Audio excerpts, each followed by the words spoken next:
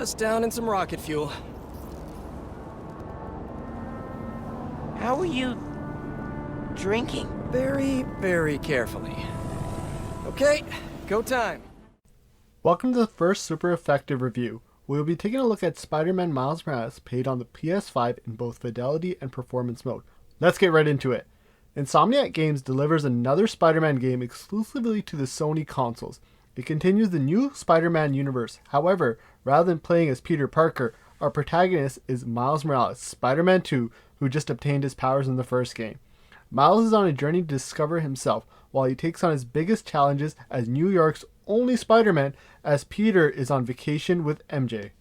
This is a story of becoming and realizing one's true potential through adversity. Miles is on a journey to discover himself and the type of Spider-Man he wants to be, and doesn't always want to be looked at as the other Spider-Man, but a superhero in his own right. Moreover, the story strongly invokes themes of family, reconnecting with old friends, while trying to take on huge corporations. This all happens set within a Christmas motif. It's extraordinary how the game invokes such feeling in oneself while playing the game. You connect with Miles' character on a very personal level and want to ensure that he overcomes all the adversity he faces and becomes the Spider-Man that Harlem truly needs. The story is well placed, comes together very well with a superb ending that cannot be missed.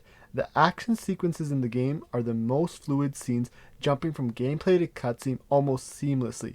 However, Spider-Man Miles Morales gets going and then it ends. The game feels like a teaser or a short that appears before the main feature. This is reflected in its price point and by the marketing. However, it has me craving more, which is a good and bad thing. In combat, at first Miles seems like a copy of Peter. However, once he obtains a few of his own abilities and his Venom powers, Miles becomes his own character. The combat is faster and more fluid than that of Spider-Man PS4. The vast array of options you have in combat always give you a number of options from Venom Jump, Dash, Punch, or the Venom latent abilities, plus the ability to confuse your enemies with invisibility. The stealth sequences also give you more options, especially with Miles' invisibility. It is much easier to take down enemy after enemy without revealing your location. However, the length of the game hampers down the number of different enemies. The three factions of enemies, Roxxon, Underground, and Common Street Thugs, basically feel the same with minor variations. It would have been great to see more faction-specific enemies with various takedown methods. Combat feels much improved and no longer feels that you are in a rhythm game and have many free-form options to take down enemies the way you see fit. While traveling through the streets of New York, Miles feels and acts much like a superhero starting out his career. Much like a person learning to drive a manual car, Miles has his moments he stalls, might lose his grip, or doesn't swing through properly, and this is all done intentionally by Insomniac, and it's absolutely brilliant. It creates a sense of immersion that is hard to replicate. Moreover, the traversal in the game is a sheer joy. The number of times I've swung past the objective just to marvel over the glory of New York, or climbed Avengers Tower or the Empire State Building to take in the view and then dive to swing at the last moment is exhilarating.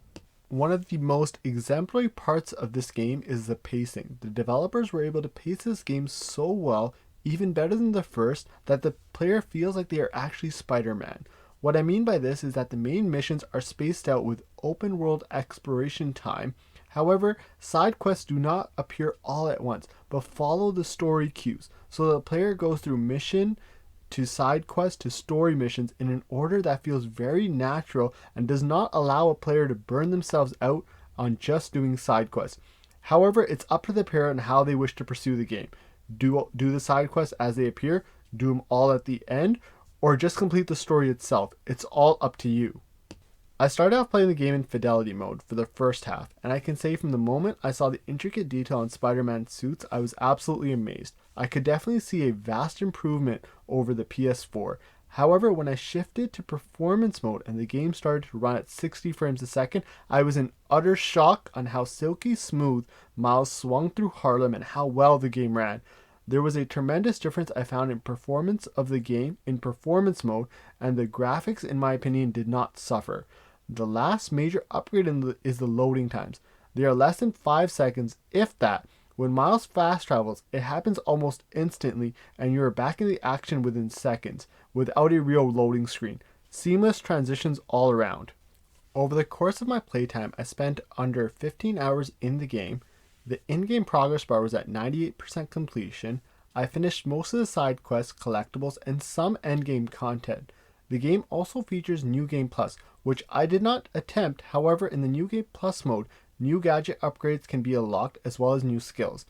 Overall, the game has enough content for its price point, if not more, and it is a sheer blast to play.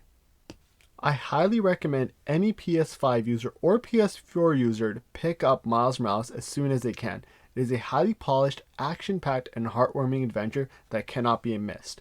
In my opinion, Miles Morales should be played after the first Spider-Man game, as the two stories are very interconnected and you will miss quite a bit of the story and background.